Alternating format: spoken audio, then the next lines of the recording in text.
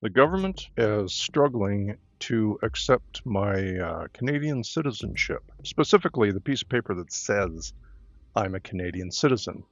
And as a result of this, if I can't fix this in the next 3 days, I could lose my license. I live in a van.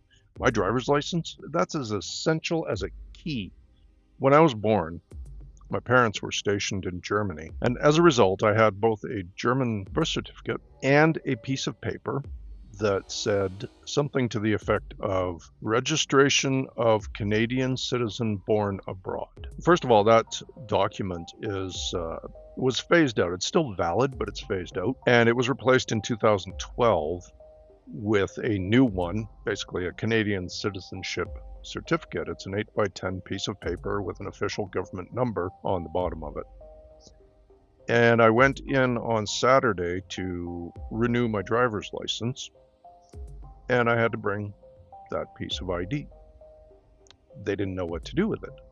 There's a government office, apparently, after leafing through her very thick manual, there's a government office, a phone number, that she has to call to verify this document. They're not open on the weekends. This kicked off a firestorm of things in my head. I was angry, oh, so angry to begin with. Net result is I came to a series of decisions. To date, I've been running around saying, I want to do this, and I want to do that, and I want to do the other thing. Now, I have resolved. It's not I want, I am going to. I will do this. Of course, I would love to be a professional creator. I want to become a professional creator.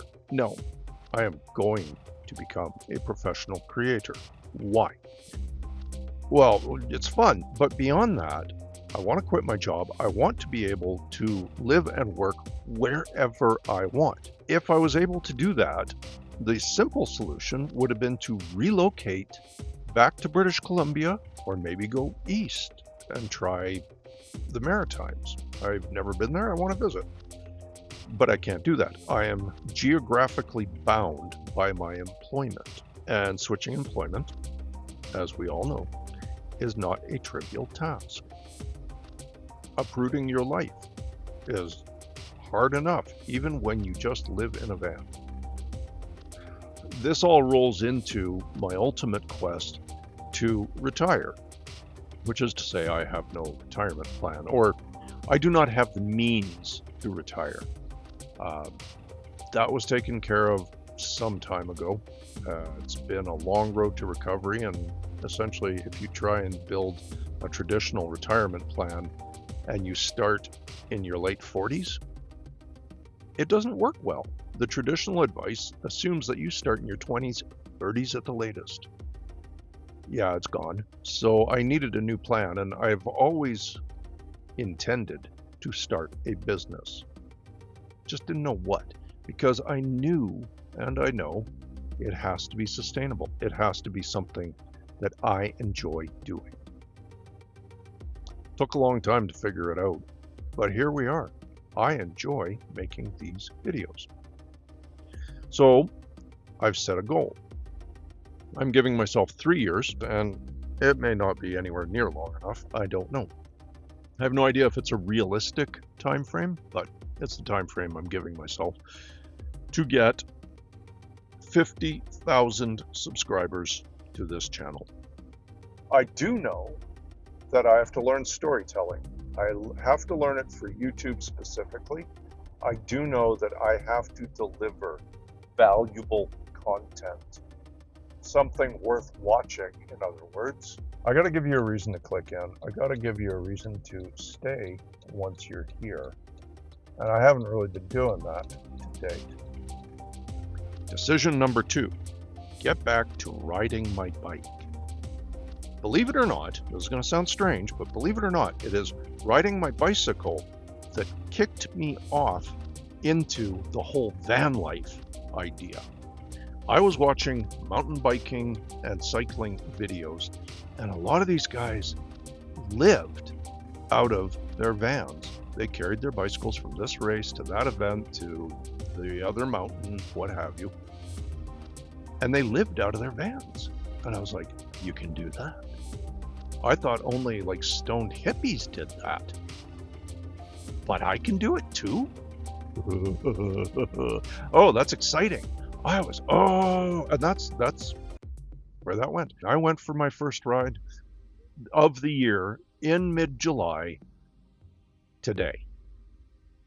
That's just, and I feel so much better for it. I was still very anxious and stressed about this whole driver's license debacle. And going for a ride in the park, through the woods and all the rest of it, just calmed me down. It's what I do to find happiness and peace and focus. I recently watched a documentary about people who are senior citizen athletes. 72-year-old woman. She looked like she was in her 50s. 90-year-old woman. 92, I think she was. And she was a gold medal for her category swimmer. 90-year-old in a swimming event? Wow. Like, that's downright inspiring. The thing I want to do with my bicycle is more than just ride. I've set a goal. I'm going to go to the gym on a regular basis, train with the specific focus and intent of entering a race next year. Next spring, summer, fall, don't know when. Entering some sort of race or competition, whatever I can find. That's the goal. And it's exciting. I have no illusions that I'm going to be some high-speed rock star coming in first. I'll be happy just to compete, just to finish. Just to finish. And then there's the third thing. There's a third thing. I don't know what the third thing is. I kind of want to say and think maybe find a relationship, a partner in my adventures. I don't know. That's certainly a desire of mine, but I don't know if it'll ever happen. Whatever that third thing is, it will present itself to me. It'll be an idea, something I read or hear or something, and it'll just click, just like that. And I will know what the third thing is. And that'll be my trifecta. That will be my threefold reason to continue. And this is the big thing. This is where it's at right now. We need a reason to live. Whether you're young, middle-aged, old, you need a reason to live, a reason to keep going. More than one, even better. We live in a culture that worships youth.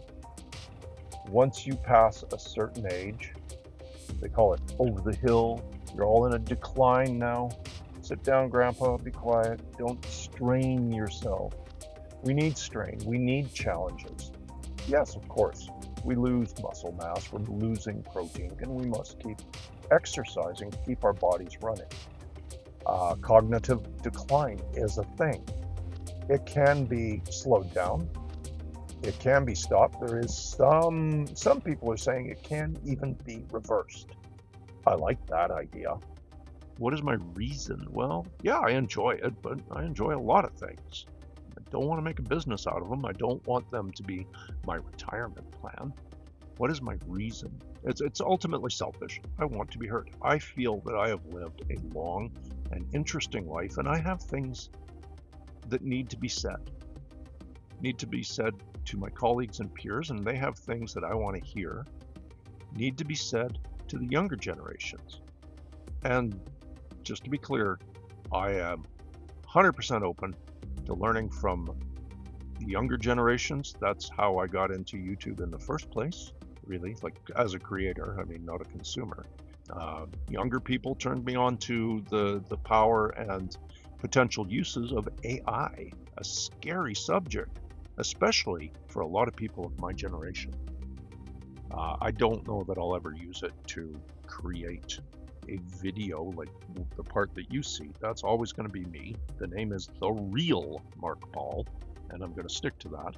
But for a lot of the background research, the idea generation, learning how to tell a story on YouTube, AI is pointing me in a lot of directions that I'm finding beneficial, I hope. The stats will tell. 50,000 subscribers, 3 years. One bike race. for it.